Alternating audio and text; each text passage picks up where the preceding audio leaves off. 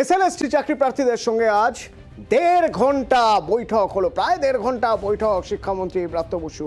এবং এই বৈঠকের পর কি হলো, কি জানা গেল বৈঠক থেকে?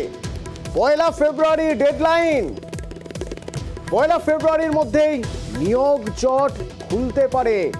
সানিক প্রতিনিধি আমার সঙ্গে রয়েছেন। সানিক, কি খবর পাচ্ছি আমরা?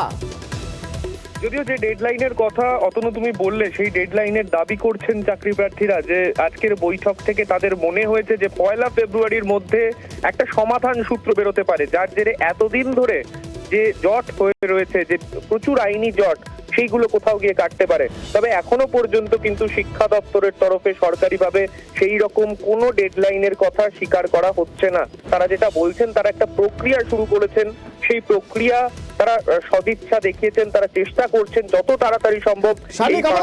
আমাদের সঙ্গে থাকো। এই বৈঠকের পর কুণাল ঘোষের বক্তব্য, সরকারের নিয়োগ উদ্যোগকে স্বাগত জানিয়েও তার বক্তব্য, এক শ্রেণীর আইনজীবী চাকরি প্রার্থীদের আবেগ নিয়ে খেলে কোটি কোটি টাকা তুলছেন। শুনুন। এই প্রক্রিয়ায় বাধা দেওয়ার জন্য একটা প্যানেল হয়েছে, যারা হয়তো প্যানেলে নেই তাদেরকে বলা হচ্ছে তোমরা আমার কাছে এসো, আমি তোমাদের হয়ে গোটা প্যানেল আটকে দিচ্ছি, কাউকে চাকরি পেতে দেবো না, তোমরা আমাদের সঙ্গে থাকো। ফলে এই প্রক্রিয়ায় বাধা দিয়ে মানুষকে বিভ্রান্ত করে কর্মপ্রার্থীদের আবেগ নিয়ে খেলে এক শ্রেণীর আইনজীবী লক্ষ লক্ষ কোটি কোটি টাকা তুলছেন। আইনজীবী বিকাশ রঞ্জন ভট্টাচার্য আমার সঙ্গে ফোনে রয়েছেন এই মুহূর্তে।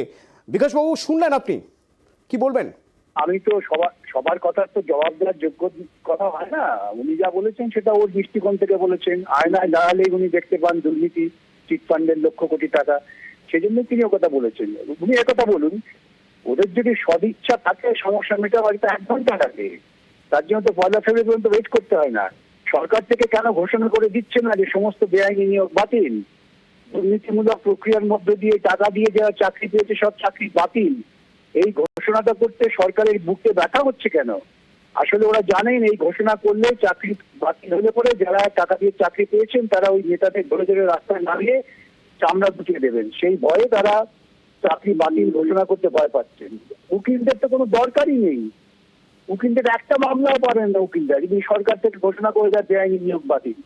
সেই সাহসটা কুণাল বাবু এবং তার দিদি দেখান, তাহলে বুঝবো আমরা ওরা চেষ্টা করছেন সততার সঙ্গে। আর তা না হলে এই সমস্ত ছেলে মেয়েদের ধাপ্পা দিয়ে লাভ থাকে।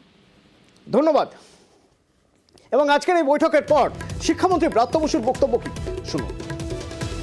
আইনি পন্থা, আইনি পদ্ধতি এবং সেই জায়গাটা অভ্রান্ত রেখে এবং মহামান্য কোর্ট যেভাবে বলবেন আমরা আমাদের জ্ঞান বুদ্ধি মতে স্বচ্ছভাবে আমরা নিয়োগ দেব, যে আমি বিষয়টা নিয়ে আশাবাদী। কিন্তু নির্দিষ্ট কোনো দিনক্ষণ আমি এই মুহূর্তে বলতে চাইছি না, বলতে পারছিও না। যারা আজ এই বৈঠকে ছিলেন, 7 জন প্রতিনিধি ছিলেন এসএলএসটি চাকরি প্রার্থীদের, তারা বৈঠক থেকে বেরিয়ে কি বলছেন শুনুন।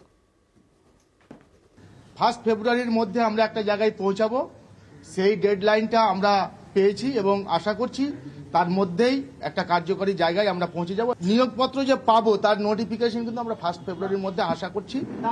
আইনি জটিলতা কিভাবে কাটবে বা কিভাবে ওনারা করবেন সেটা সম্পূর্ণ ওনাদের নিজস্ব ব্যাপার।